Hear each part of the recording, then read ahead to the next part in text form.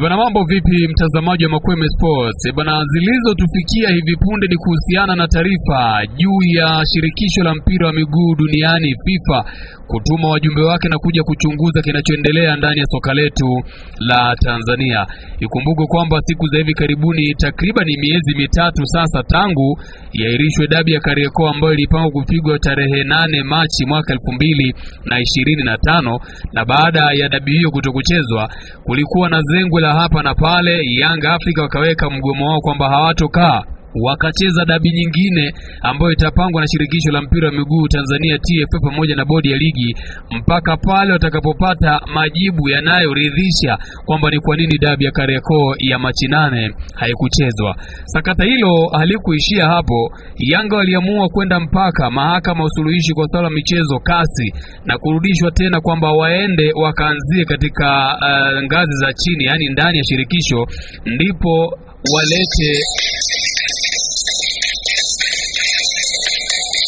ndipo walete shauri hilo kasi. Na baada ya Yanga kurudishwa ndani ya mamlaka mamlaka inasimamia mpira wa ndani, hawakuweza kufanya hivyo, ila waliweka tu msimamo wao kwamba hawawezi wakacheza tena mchezo huo namba 184, kile ambacho walikuwa nakiamini kwamba wamekuwa wakionewa na shirikisho la mpira wa miguu Tanzania TFF.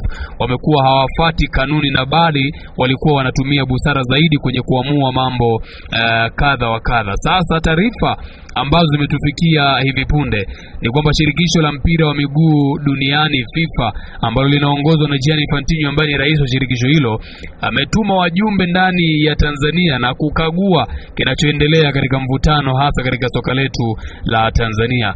FIFA imearifu rasmi TFF kuwa inatuma maafisa wake kufanya uchunguzi kufuatia mgogoro wa kiuongozi Tanzania na mwingiliano wa kimaamuzi. Yani FIFA wao wanahisi kwamba maamuzi kadhaa yanayotolewa ndani ya shirikisho la mpira wa miguu ama maamuzi yanayotolewa kwenye soka letu la Tanzania hayatokani na uongozi ulioko ndani ya shirikisho la mpira wa miguu Tanzania TFF, bali kuna maamuzi mengine yanatolewa kutoka ngazi za serikali. FIFA pia itauangalia itafanya uchunguzi kwenye uchaguzi mkuu wa TFF utakaofanyika Agosti 16 kabla ya kutoa tathmini yake ya maamuzi. Na kwa mujibu wa taarifa ambayo imetufikia ni kwamba wametoa pia angalizo kwa shirikisho la mpira wa miguu Tanzania TFF kwamba wawape ushirikiano kwa 100% maafisa ambao wametumwa kwa ajili ya kuchunguza mambo mawili hayo. Kumbuka kwamba mambo ambayo yanachunguzwa ni kuhusiana na muendelezo wa sintofahamu inayoendelea kwenye soka la Tanzania hasa kwenye kusimamia kanuni, lakini pia vile vile uchaguzi ambao utafanyika Agosti 16.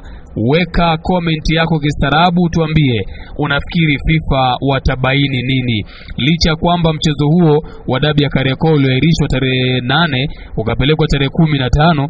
Sasa hivi pia umepigwa danadana na kupelekwa mpaka tarehe 25, na watu wengi wanaamini kwamba maamuzi ya kuipeleka dabi ya Kariakoo tarehe 25 hayajatokana na kusimamia kanuni, hayajatokana na kile ambacho kilijadiliwa ndani ya TFF, bali watu wengi wanaamini kwamba maamuzi haya yametokana na kile ambacho Rais wa Jamhuri ya Muungano wa Tanzania Dr. Samia Suluhu Hassan kuwaita viongozi wa Simba na Yanga pale Dodoma, Ikulu Dodoma pale. Kwa hiyo huenda FIFA kama watagundua mambo yote haya, tunaweza tukakutwa na changamoto ya kufungiwa au adhabu, kwa sababu mamlaka za soka hazipaswi kufungamana na serikali katika kufanya maamuzi kwa mustakabali mpana kuongoza soka kuhusiana na kanuni mbalimbali na sheria mbalimbali ambazo zimewekwa na FIFA.